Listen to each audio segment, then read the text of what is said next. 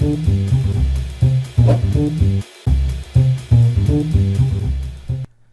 alternative to Amazon's OpenSearch offering is the Elastic Cloud, which comes straight to you from elastic.co, the maintainers of Elasticsearch itself.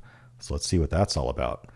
So this is the hosted solution offered by elastic.co, and it used to be just built on top of AWS, but since they're sort of in competition these days, now the default is actually Google Cloud, but you can still use AWS under the hood if you want to, or Microsoft Azure. So if you do have a favorite cloud platform or an existing account on one that you want to use, that is an option for you. But you don't really notice what it is under the hood. They abstract all of that for you.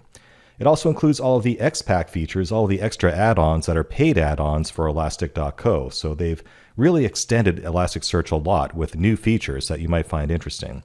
This is unlike OpenSearch. They have extended Elasticsearch as well, but mostly it's just for better integration with Amazon services. You'll find that it's much simpler to set up a cluster using the Elastic Cloud than with AWS. You don't really have to think about it. It just goes off and does the right thing for you. So you can kind of think of it as almost a serverless solution from that standpoint. Security is also simpler. You don't have to deal with IAM or anything like that. And this does come at a price, of course. This will probably cost a little bit more than OpenSearch would for you, but you do get a lot of simplicity and ease of use and new features as part of the deal, plus the latest version of Elasticsearch. So let's go ahead and set up a trial cluster for free on their website, and I'll walk you through how to do that and play around with it a little bit. All right, so let's head on over to elastic.co, and it looks like we can set up an account for free here and try it out. So let's do that just to show you how it works. Click on the big friendly try free button here and create a new trial. All right, let's create our new first deployment here.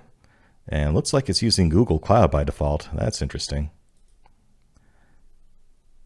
You can see that there are options there for Azure and Amazon Web Services as well there if you want. Obviously, they're not really friendly with Amazon these days, so it looks like Google is currently the default provider under the hood. But, they have the UI on top of this, so, you don't really see the underlying system there. You can choose whatever you want.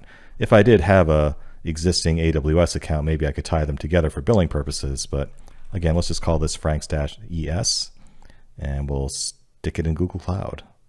And you can see here that one of the advantages of using Elastic's cloud service is that they do have the latest version of their own software here. So they're up to version 8.2.2. And even in the couple of weeks that I've been recording the content for this course, I started off on like 8.2.0. So it is really up to date here, as opposed to AWS, where they had to branch off back in version 7 and go their own way. So let's create that deployment. And I imagine that will take some time. Okay, we need these credentials, so let's go ahead and copy that off before we forget. I'm just going to stick this in a notepad somewhere so I don't lose it. And the username is Elastic. Remember that too. And yeah, we'll just come back when that's done. It does warn that it will take about 5 minutes, so we'll come back when that spins up. All right, as promised, 5 minutes later, our deployment is ready. That was actually quite a bit faster than OpenSearch. Continue.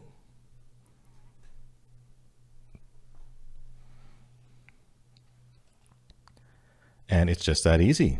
So we're in the web UI already. There was nothing to configure. It was all just done for us automatically. And so they're worrying about all the scaling under the hood. So this is really much closer to a serverless approach here. Let's go ahead and just explore on our own here. And yeah, this looks familiar, yeah. Well, let's play around with it a little bit. Let's go ahead and upload a CSV file and see if we can visualize it. So you can see they make that very easy to do. Let's see if I can find that movies.csv file somewhere in my downloads from the Movie Lens dataset. We've seen plenty of that. Got a copy of the ML-100K dataset sitting here, so I'm just going to drag in the u.data file from that. And it should automatically figure it out. Yeah, cool. All right, so yeah, it's figured out that we have each line of data here containing multiple fields. It is delimited, and they seem to have figured out how it's delimited. And it already assigned them into distinct columns. So it doesn't know what those columns are, of course. We need to give them a name. And if we go to override settings here, we can assign those field names here. So let's go to edit field names. We do happen to know that the first column, oh, where'd it go? The first column is, if I remember right, user ID. and then movie ID. Doesn't really matter, does it? And then the rating, and then the timestamp. Let's apply that.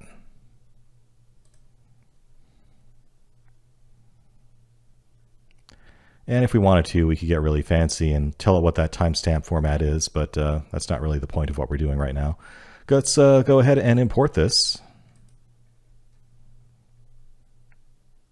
And we need to put it into an index of some sort, so let's call it Movie Lens. And go ahead and import that and create a data view while we're at it.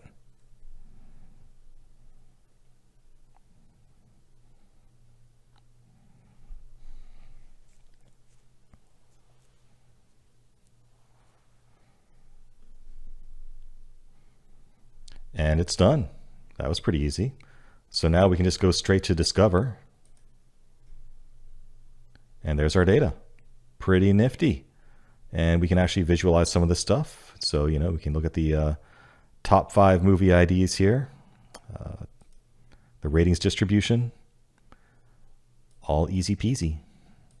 Let's take a look at that ratings distribution. Go to Visualize. Just playing around here. And we'll break down by rating. Interesting. So we've kind of got this stacked bar. That's kind of a silly way to do it, isn't it? Let's do a bar vertical. There we go. Cool. So we can see here the distribution of rating values, where 1-star ratings are pretty infrequent, 4-star ratings are the most common, 5 stars, and 3 stars also pretty common. That's interesting in and of itself, right? So, you know, you can see that most movies, people are fairly generous with 4 stars, but they are kind of picky. You know, they're more likely to give something 3 stars than 5 stars, and they really do seem to reserve 1 stars for the worst of the worst. This is an old data set, so I would be curious to see how that changed over time. See if people actually have gotten more critical over time or not. I bet they have. But yeah, that's cool, right? So let's see if we can actually hit this from the outside. So far it just imported our data, it set up our cluster, and it gave us access to it through Kibana and the web UI. What if I want to hit this from outside, from an application or something? So I need an endpoint, right? So if I go back to elastic.co and log back in, I can see that Frank's ES deployment that I just set up. We can click on the gear icon here to get some information about it. And here you can see the underlying instances that are running in Google Cloud. We actually are spread out across multiple zones here. So even in this free experimentation that we're doing, they've set up a pretty resilient cluster for us. So thank you, Elastic Cloud. And we can see we have endpoints here that we can play with as well. So you can directly open your Kibana link like we did before. Also APM and Fleet are available there as well. And Enterprise Search has an endpoint as well. So again, a difference between Elastic and Amazon OpenSearch is that they have all of these paid upgrades to the Elasticsearch ecosystem that are not part of the open source version of Elasticsearch. So all the stuff that they've developed on top of Elasticsearch is available for you here as well. We just want to hit the Elasticsearch endpoint though, so let's go ahead and copy that. And let's open up a terminal.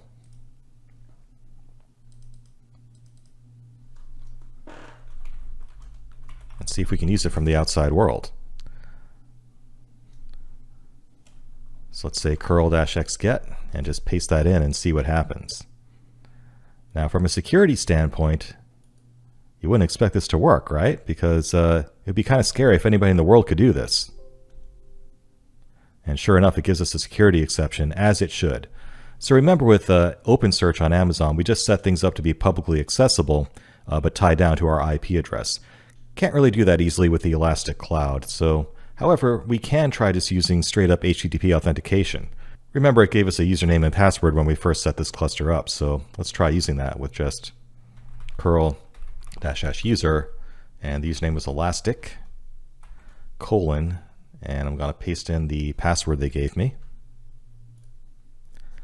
And now we can try pasting in that endpoint again. See if that works. Oh, I forgot my xget.